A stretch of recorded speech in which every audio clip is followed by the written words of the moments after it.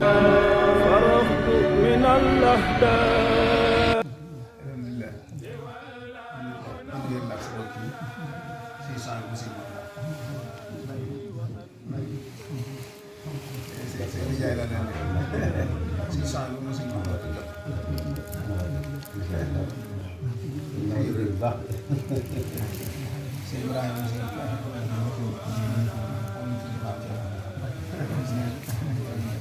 ku ne am da leen di sagoo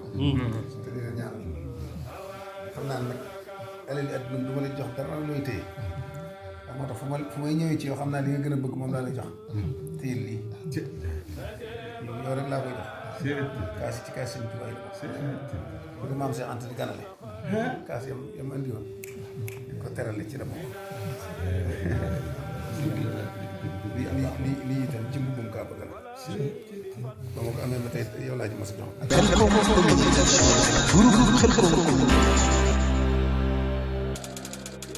bul fàtte abonné sa groupe Khelcom communication te bës cloche bi vidéo bu ñëw mën a yomb ci yow nga mën koo suivre